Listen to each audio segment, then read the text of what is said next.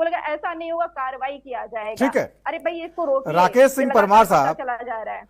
जिस तरह का ये पूरा मामला है, पिछले साल भी आया था, इस बार फिर आया है, आपको लगता है कि बड़ा पेचीदा मामला है? एक तरफ सरकार के सामने जिम्मेदारी है कि 4 करोड़ लोगों की धार्मिक भावनाओं का कैसे ख्याल रखे, दूसरी तरफ जो नियम कानून बराबरी वाले हैं उसमें भेदभाव ना हो जाए, और ये भी देखना है, और जो बीच के स्वामी जी आ रहे हैं बीच में, वो जो है अपने धर्म के नाम पर वो भी अपना चलाए हुए कि हमें शुद्धतावादी आंदोलन टाइप चला रखा है। तो कैसे इससे निपटा जाएगा, क्या करेगा? कोर्ट भी क्या कर लेगा? उसने भी आदेश जारी कर दिया, सरकार भी जो है अब कुछ कैसे इसमें निपटे? अरे नमस्कार जी। इस पूरे एपिसोड को समझने के लिए आपको मेरठ, मुजफ्फरनगर या देश के बाहर नहीं जाना है। अपने इस डिबेट के पैनल में बैठे पैनलिस्टों से ही मामला को समझिए। आपको हटा देते हैं और हम दोनों लोगों को मामला नहीं, क्योंकि हम तटस्थ लोग हैं। बट ये जो 3 पार्टी के प्रवक्ता बैठे हैं, एक उपाध्याय जी हैं, एक मिश्रा जी हैं, और एक ये भाई साहब है शम्स आजाद साहब।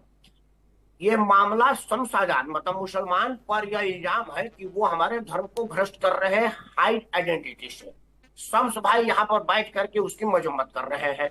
और यह मामला है कि पंडितों को, जैसे मैं क्षत्रिय हूँ, हालांकि मैं मांसाहारी तो अपनी नहीं हूँ, पार्टी का पक्ष रख लेकिन रहे हैं अगर ना, मैं देखिए वो पर्सनल थोड़ी इस मामले में है, दोनों लोग, सब लोग पार्टी का पक्ष रख रहे हैं। सुनिए, जैसे मैं राकेश सिंह परमार क्षत्रिय हूँ, मैं मांस खा सकता हूँ, लेकिन कह दूंगा, लेकिन अगर ये दोनों पंडित जी लोग अगर मांस खाते भी होंगे तो कहेंगे कि नहीं हमारा, क्योंकि शास्त्र में लिखा है कि ये लोग मांस ना खाएं। वो मैं इनके निजी तौर पर खाने वाने की बात नहीं कर रहा हूँ, मैं कह रहा हूँ कि ये पंडितों पर ही धर्म भ्रष्ट करने का इल्जाम है और 2 पंडित इसकी खैर मकदम करने के लिए लगे हुए हैं। मामला पूरा यही है। देखिए इशू क्या है। पूजा ने कहा कि वो तकिया और फलाने वाले को बैन कर लो, बिल्कुल ठीक है, प्रवक्ता के रूप में इसको बढ़िया नंबर जाता है। लेकिन देखो पूजा, इशू क्या है कि वो एक ब्रांड कंपनी है, पार्ले ब्रांड। एबीपी न्यूज एक ब्रांड है, दुकान नहीं है जहां से मुझे आम खरीद करके खाना है। मैं अगर मांस खाता हूं तो छठ में नहीं खा सकता, मंगलवार को नहीं खा सकता, मैं मांस खा करके दिल्ली के हनुमान मंदिर में नहीं जा सकता। यह मामला आस्था का है। मैं कांवर लेकर के जाऊंगा तो मैं मांस नहीं खा सकता, और मैं चाहूंगा कि अगर कहीं मैंने पानी लिया है, कहीं मैंने भोजन लिया है, वो विशुद्ध रूप से ऐसी जगह हो जहां किसी तरह की लेस मात्र का भी गुंजाइश ना हो, इन तरह का। अब वहां पर इशू क्या है? वहां हिंदू मुसलमान का नहीं है। हिंदू मुसलमान तो राजनीतिक दल के लोग करते हैं, क्योंकि जब तक इस देश में हिंदू मुसलमान अगला पिछड़ा नहीं करोगे, वोट नहीं मिलेगा। क्योंकि काम करने के किसी की ना तो हैसियत है, ना इच्छा है, ना कोई काम करता है। जब सरकार में आता है तो लोग करोड़ और वो अंदर करने के रहते, चाचा भतीजा करते हैं, वो लंबी डिबेट हो जाएगी। लेकिन जनता को कैसे बेवकूफ बना रखना है, यही हिंदू मुस्लिम अगला पिछड़ा पूर्वांचल फलाना ढिमाका। तो यह राजनीति है। लेकिन मैं कांवर लेकर के जा रहा हूं तो मैं यह जरूर चाहूंगा कि मैं कहीं पानी पी रहा हूं, वहां किसी तरह की त्रुटि ना है। मैं दावे के साथ कह सकता हूं कि मुसलमान भी गंगाजल मेरे को पिला सकता है, मुसलमान गंगाजल में पवित्रता दे सकता है, लेकिन मैं ये दावे के साथ कह सकता हूं कि वो थूक के भी तो दे सकता है। यह भी वीडियो में आया हुआ है। तो एक मछली पूरे तालाब को गंदा करती है। लेकिन अफसोस की बात है कि हम उस गंदी मछली की चर्चा नहीं करते, सबको मुसलमान मान लेते हैं कि जी ये मुसलमान के विरुद्ध। नहीं, ये मुसलमान के विरुद्ध मामला नहीं है, ये रहा है, और एक समुदाय विशेष के जो है कारोबार पर चोट की जा रही है। ये छुआछूत को बढ़ावा देने वाली बात भी है, क्योंकि हमारा संविधान कहता है और नियम कानून कहते हैं कि हर भारतवासी कोई भी छुआछूत का पालन नहीं करेगा। तो ये कानूनी जो है गलत है। अब इसका दूसरा पक्ष भी है, वो जो है पक्ष कहता है कि चूंकि उनको अपनी धार्मिक भावना जो है उसका जो है रक्षा करने का अधिकार भी है, इसलिए सरकार जो है उनको ये मौका दे रही है। तो तमाम मुद्दों पर चर्चा करें, कुछ खास मेहमान हमारे साथ है। एक बार फिर चलते हैं, बातचीत का सिलसिला आगे बढ़ाते हैं। शम्सी आजाद साहब है, नेता बीजेपी के, डॉक्टर हरिनाथ उपाध्याय जी हैं, प्रवक्ता कांग्रेस के, पूजा मिश्रा जी हैं, प्रवक्ता समाजवादी पार्टी की, और राकेश सिंह परमार साहब हैं, राजनीतिक विश्लेषक। राकेश जी, आपकी बात पूरी नहीं हो पाई थी, संपर्क कट गया था, आप पूरी कर लीजिए। नहीं, मैं ये कह रहा हूं कि मामला मुसलमान से नहीं है, मामला उस बदतमीज इंसान से है जो थूक सकता है या थूकता हुआ वीडियो आया हुआ है। यह धार्मिक भावनाओं को भड़काने का मामला है। इस देश में हिंदू मुसलमान इशू नहीं है। मैं बहुत सारे ऐसे मुसलमान को जानता हूं, मैं नाम ले रहा हूं, राशिद मसूद जो राष्ट्रपति के लिए चुनाव लड़े थे, उनके बेटे के शादी में हम लोग बुलाए गए थे, यही जो अभी कांग्रेस का सांसद है, इसी के शादी में हम लोग गए थे। मसूद साहब ने बकायदा एक अलग व्यवस्था किया था और कहा था कि ये फलाने जी हैं और यहाँ रहेंगे वो लोग, पंडित और राजपूत अपने यहाँ के बुला के हमारे लिए खाना का व्यवस्था किया था। मैं चूंकि उस वक्त 20-22 साल का था, स्पेशली मेरे को बोले राकेश उस तरफ मत चले जाना क्योंकि तुम्हारे लिए ठीक नहीं है। हालांकि बकरा ही काटे हैं हम और कुछ नहीं काटे, लेकिन फिर भी तुम उधर मत खा लेना, क्योंकि उनको लगता था कि मैं क्षत्रिय हूं तो मांस खा लूंगा। तो राशिद मसूद की तारीफ होनी चाहिए कि वो मेरी भावनाओं का कदर कर रहे हैं। लेकिन वो थूकने वाला, मूतने वाला, अभी एक डिबेट में मैं बैठा था, दूसरे चैनल का नाम नहीं रखना, उसमें एक महिला को खाना खाने के बाद फूड पॉइजनिंग हो गई। 20 लोग खाना खा रहे थे, उसमें से 2 ही महिला को फूड पॉइजनिंग हुआ, उल्टी हुआ, वो अस्पताल में गई तो उसके वोमिटिंग का टेस्ट हुआ तो उसमें लैट्रिन मिला हुआ था, टट्टी। तो वो क्या हुआ कि पुलिस ने सभी लोगों को बुलाया, तो जो जो मुसलमान थे उनके खाने में टट्टी नहीं निकला। तो बताया गया क्या हुआ, तो जब पुलिस ने सख्ती से किया तो बोला कि हम 2 तरह का खाना बनाते हैं, जो मुसलमान होता है हम उसके लिए वो ठीक ठाक देते हैं, जो नहीं उतरा में उतना टट्टी का पानी मिला देते हैं, क्योंकि उसे अब ये तो कोई जाहिल आदमी उसको बताया ना कि थूकोगे तो तुम्हारा कुछ होगा, आखिर वो कुछ बढ़िया के लिए करता होगा ना, किसी ने उसके दिमाग में जाहिलपना भरा है। तो इन सब के लिए कहा गया है कि इन त्योहारों में, हाँ अगर उत्तर प्रदेश सरकार कहती कि पूरा जीवन तुमको करना है तो एक बात होती। ये कहा गया है कि ये सावन, पिछले बार भी सावन के महीने में निकला गया था, अभी भी सावन में है कि तुम लिख दो कि मैं राकेश सिंह परमार हूं, जिसकी मर्जी होगा मिठाई लेगा नहीं लेगा, लिख दो कि मैं रफीक अहमद खान हूं, जिसकी मर्जी होगा लेगा वो नहीं लेगा, दबाव नहीं है। और सबसे बड़ा ऑब्जेक्शनेबल क्या है कि मैं राकेश हूं तो मैं रफीक नाम क्यों रखूं।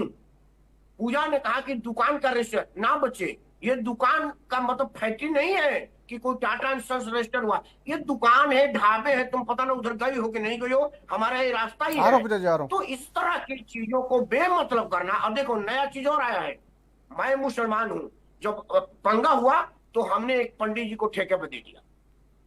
दिक्कत यह है कि अगर आप पाक साफ हैं तो आपको क्या जरूरत है अपना आइडेंटिटी हाइड करने की। आप कहिए कि मैं मुसलमान हूं और दावे के साथ कह सकता हूं कि कोई मिलावट होगा मेरे को फांसी पर चढ़ा दो, आदमी जाएगा। लेकिन सवाल यह है कि आप हाइड कर रहे हैं और लोगों को मौका दे रहे हैं। दूसरी बात, आधार कार्ड चेक करना किसी सामान्य नागरिक का काम नहीं है। पहले उनका कार्ड चेक करिए कि क्या वो अखिलेश यादव के पैसे पर तो नहीं ना चेक करने गए हैं ताकि यहाँ पर हिंदू मुसलमान हो और अखिलेश को फायदा हो। क्योंकि वो जो मुंडवाया था ना मां, उसका तो आइडेंटिटी पता हो गया कि किसने सर मुड़वाया था इटावा में, या क्लियर हो गया कि किसने किस उद्देश्य के प्राप्ति के लिए सर मुड़वाया था, किसको माइलेज देने के लिए। तो यह जरूरी नहीं है कि जो आधार कार्ड चेक करवा रहे हैं या कथित तौर पर आपके शब्दों में कि वो पैंट उतार के आपने इसको लपेट दिया 2 मामलों को। ठीक है, ठीक है परमार साहब, ठीक है। पूजा मिश्रा जी, देखिए भावना ये है कि देखिए जो बड़ी कंपनियों का आप नाम ले रही हैं, जाहिर तौर पर आपने सही लिया है, बिल्कुल दिख रहा है, बिल्कुल। सुन लीजिए, सवाल सुन लीजिए, पहले सवाल सुन लीजिए, आपका जवाब लूंगा, समय दूंगा। भावना है ना, देश विरोधी भावना है, ये जो भावना है ना, ये देश विरोधी भावना उनकी, जो कांवड़ यात्री जा रहे हैं, 4 करोड़ कांवड़, इसलिए इनसे जुड़े लोग यही काम कर रहे हैं। ठीक है, जवाब ले लीजिए। प्रदेश को नफरत के माहौल में हमेशा बनाए रखना चाहते हैं। ठीक है, जवाब ले लीजिए। परमार साहब देखिए, मामला देखिए ये है कि कानून व्यवस्था का मुद्दा भी तो है ना। आप जो है, चूंकि सुप्रीम कोर्ट ने रोक दिया है तो आप कुछ नहीं कर सकते, कुछ पुलिस नहीं कर सकती, तो आपने जो है स्वयंसेवी संगठनों को छोड़ दिया, धर्माचार्यों को छोड़ दिया, ताकि जो आपका एजेंडा वो लागू करें। तो ये भी तो गलत है ना कि भाई आप कपड़े कैसे उतरवाएंगे आप। ये तो बिल्कुल, आपको अगर शक हो गया, समझ में आता है, आपने स्कैन किया, नाम समझ में आता है, तो आप पुलिस बुलाइए, पुलिस देखे कौन सा कानून तोड़ा है। अगर कोई कानून टूटा है, अगर ऐसा कोई कानून है कि भाई आप जो है भ्रम फैला रहे हैं या गलत कर रहे हैं, तो पुलिस कार्रवाई करेगी। आपको किसने अधिकार दिया है, आपके कार्यकर्ताओं को किसने अधिकार दिया है? तो ये तो गलत है ना। कोई इंडिविजुअल आदमी किसी की आइडेंटिटी चेक नहीं कर सकता, व्यवहार में भी और कानून में भी, और यह हुआ है तो गलत है। मैं बार फिर से कह रहा हूँ, वो लोग फेसबुक लाइव करके आईडी चेक कर रहे हैं, उनकी आईडी चेक करें कि वो किस पार्टी से है, क्योंकि राजनीति में जो ना होता है वो भी हो सकता है। ठीक है, पहली बात। दूसरी बात क्या है कि सुप्रीम कोर्ट ने क्या कहा, मैं सुप्रीम कोर्ट के विवेक पर छोड़ता हूँ। इसलिए कि सुप्रीम कोर्ट ने वर्मा जी का पैसे का अभी तक पता नहीं लगाया। सुप्रीम कोर्ट ने मायावती को क्लीन चिट दे दिया। कितना बड़ा बंगला ये अखिलेश ने कहा था, और अखिलेश यादव के घर का क्लीन चिट दे दिया, वो भी का बंगारू लक्ष्मण के पैसे का क्लीन चिट दे दिया। तो कोर्ट का तो चक्कर नहीं, चर्चा ना की जाए तो बढ़िया है, क्योंकि कोर्ट के एक रिटायर्ड चीफ जस्टिस ने कहा था कि अगर आपके पास पैसा है तो कानून आपके यहाँ है, अगर आपके पास पैसा नहीं आप जेल में सड़ेंगे। तो मैं कोर्ट का यहाँ पर नहीं ले रहा हूँ, मैं ले रहा हूँ योगी आदित्यनाथ के इकबाल का। एक बात आप जान लीजिए कि इस टाइम अगर कोई सबसे ज्यादा चर्चा में है और जिस पर भरोसा किया जा रहा है वो है योगी आदित्यनाथ का लॉ एंड ऑर्डर, कानून और व्यवस्था। वो पूजा का सुई कानून कानून कानून पर अटक गया है। समाजवादी पार्टी को प्रवक्ता नाते उसका फर्ज भी है कि वो बार बार कानून कानून लॉ एंड ऑर्डर की बात करे, लेकिन आज के तारीख में जो लॉ एंड ऑर्डर पर इकबाल मजबूत हुआ है उस पर तो चर्चा ही नहीं हो सकती। लेकिन यहाँ मामला क्या है, इसकी अगर गहनता से जांच होगी तो यह क्लियर हो जाएगा कि जो लोग अगर पैंट उतारे हैं, इसका मैं भर्त्सना करता हूं, गलत है, उन पर कानूनी कार्रवाई हो, आपके माध्यम से मैं मांग कर रहा हूं। लेकिन मैं फिर से एक बार कह रहा हूं कि अगर किसी ने पैंट उतरवाया है तो उनकी पैंट उतरवा करके देखो कि अंदर कौन से कंपनी का कच्छा पहने हैं, तब आपको सारी बातें समझ में आ जाएगी। लेकिन फिर से एक बार कह रहा हूं कि यह मामला ना तो हिंदू का है ना मुसलमान का है। उपाध्याय जी का पीडीए है, दलित मुस्लिम। उपाध्याय जी आपको पता होना चाहिए कि जो लोग कांवर लेके जाते हैं ना, उसमें छोटा बम, मोटा बम, खोटा बम बोला जाता है, पंडित जी तिवारी जी परमार जी नहीं बोला जाता। और धर्म जहां जहां है वहां जाति नहीं है। इतने लोग कुंभ में नहाए थे, किसी की जात किसी ने नहीं पूछी। हम छठ मनाते हैं तो किसी की जाति नहीं पूछते, सिर्फ जात राजनीति में है और संविधान में है, और दो ही जगह जात का चर्चा हो रहा है। आम समाज में कहीं कोई जात नहीं है, इसलिए आप जात की चिंता छोड़ दीजिए। हमारा समाज जाति से ऊपर उठ चुका है, शादी ब्याह जाति में हो रही है, खान पान जाति में हो रही है, बेटी के विवाह जैसा शुद्ध काम जाति में हो रहा है। अखिलेश ने राजपूत में शादी किया है तो अब कौन सी जात रह गई?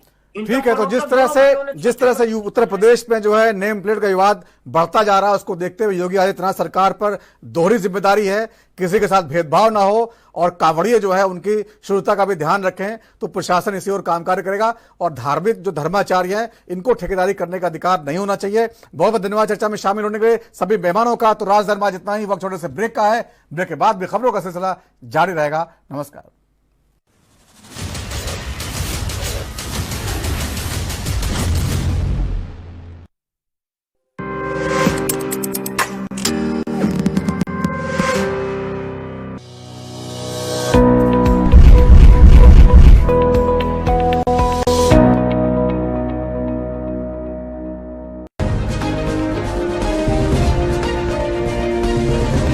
ट्रंप के बिग ब्यूटीफुल बिल को चर्चा की मंजूरी, सीनेट में 51-49 वोटों से प्रस्ताव पारित। मस्क बोले ये विधेयक पागलपन, लाखों नौकरियां खत्म होगी।